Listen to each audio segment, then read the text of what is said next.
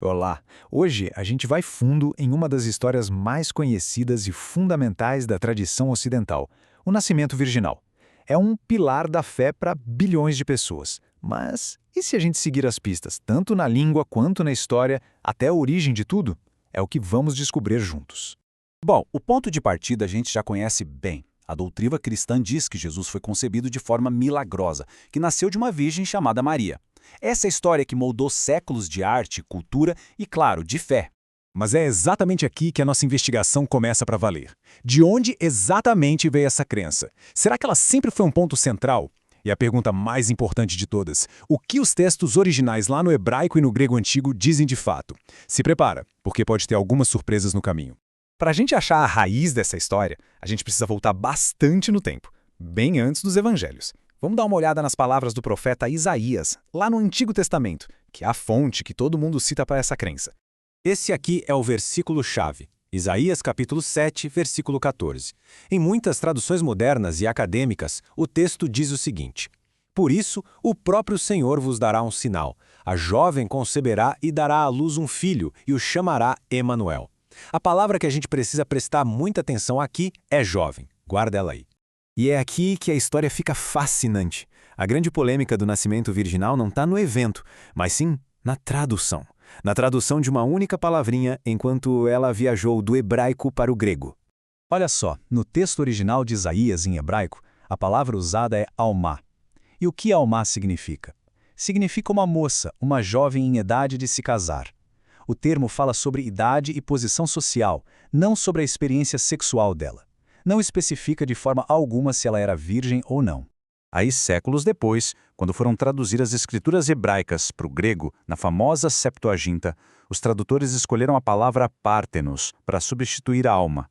Acontece que pártenos tem um significado bem mais específico, virgem, e foram esses textos em grego que os autores dos evangelhos leram. Então, o ponto central da nossa análise é esse aqui. A tradução mudou completamente o sentido da profecia. O que era sobre uma jovem, no hebraico, virou uma virgem, no grego. Essa pequena mudança linguística é basicamente o alicerce onde a doutrina do nascimento virginal foi construída. Certo, agora vamos avançar no tempo. Vamos lá para o Novo Testamento e ver como os primeiros escritores cristãos, os evangelistas, lidaram com essa profecia já traduzida. Como é que eles contaram a história do nascimento de Jesus? A pergunta que a gente precisa fazer agora é a seguinte: essa história de um nascimento virginal era um ponto central em todos os relatos sobre a vida de Jesus? Era uma crença que todo mundo compartilhava desde o início? E a resposta, como a gente pode ver bem claro aqui, é bem surpreendente. Apenas Mateus e Lucas mencionam o nascimento virginal. Marcos, que é considerado o primeiro evangelho a ser escrito, e João, o último, não falam absolutamente nada sobre isso. Isso levanta uma questão bem importante, né? Se era algo tão fundamental, por que metade dos evangelistas simplesmente ignorou o assunto? Para a gente entender de verdade por que essa história fez tanto sucesso, a gente precisa abrir um pouco o foco. Sair só dos textos bíblicos e olhar para o mundo em que eles foram escritos, o mundo greco-romano. A ideia de um nascimento divino, milagroso, para uma pessoa fora do comum, não era nem um pouco estranha no mundo antigo. Na verdade, era um tema super comum, quase um clichê cultural, usado para descrever a origem de heróis, imperadores e até grandes filósofos. Olha só esses exemplos. Alexandre, o Grande, diziam que era filho de um deus. O imperador Augusto, a história era que ele foi concebido pelo deus Apolo. Hércules, Platão, a lista vai longe. Para o público greco-romano daquela época, ouvir sobre um nascimento milagroso era o jeito de dizer: essa pessoa aqui é especial. Então, vamos juntar todas as peças do quebra-cabeça, vamos organizar as evidências da língua e da história para repensar como essa história tão famosa acabou se desenvolvendo. A evolução parece ter seguido esses passos. Primeiro, a gente tem uma profecia que usa a palavra hebraica almar, jovem. Segundo, esse texto é traduzido para o grego, e almá vira pártenos, virgem. Terceiro, os escritores dos evangelhos, lendo a versão em grego, constroem uma história em torno da profecia da virgem.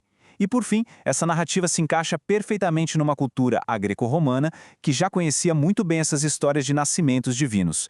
Sendo assim, a conclusão dessa nossa análise textual e histórica é que a história do nascimento virginal parece ser, na verdade, um produto de tradução e de adaptação cultural. Uma interpretação que acabou transformando o Yeshua histórico numa figura cuja origem se encaixava em um padrão de divindade que o mundo daquela época podia reconhecer.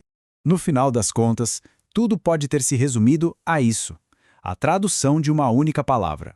Uma única escolha linguística que talvez tenha moldado uma das crenças mais importantes e duradouras da história.